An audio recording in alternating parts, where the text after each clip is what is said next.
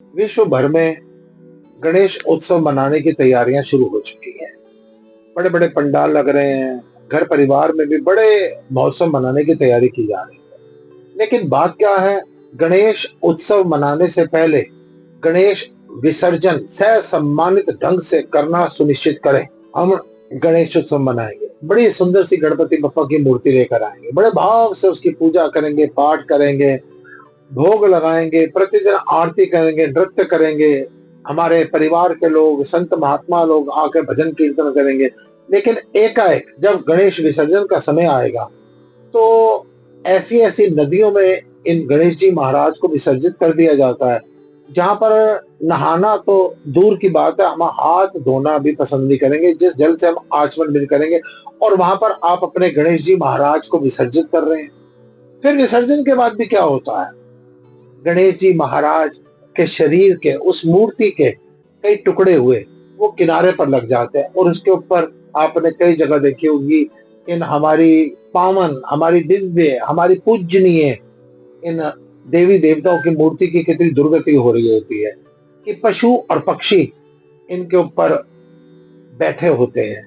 उससे गणेश जी का अपमान, भारतीय संस्कृति का अपमान, और हमारी पूजा, हमारी अर्चना सारी की सारी व्यर्थ चली गई।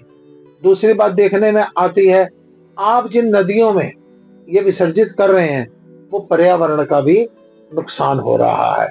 गणेश जी को आप अपने घर आंगन में ही कुछ ऐसा पात्र बनाएं, ड्रम बनाएं, या नजदीक किसी पार्क में ऐसा छोटा सा तालाब, कुंड बनाकर उसमें विसर्जित करें। जब आप उसमें विसर्जित करेंगे ना, उसका सबसे बड़ा फायदा आपको क्या मिलेगा?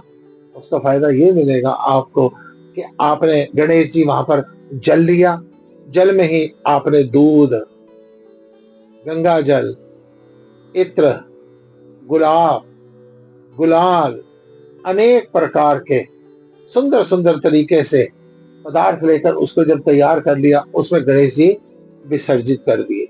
और फिर वो जो जल होगा उससे अपने घर के पौधों को सींचिए, उससे आसपास के पार्क के पौधों को सींचिए, और वो जो गणेश जी महाराज की मिट्टी होगी उसी में कोई ना कोई पौधा रोपण कर दीजिए। इस प्रकार से गणेश जी विसर्जन नहीं होंगे, बल्कि आपकी आंखों के सामने, आपके घर परिवार में गणेश जी बने रहेंगे। धीरे धीरे आपके सामने वो बड़े होते रहेंगे, जिससे आपको भी आनंद मिलेगा।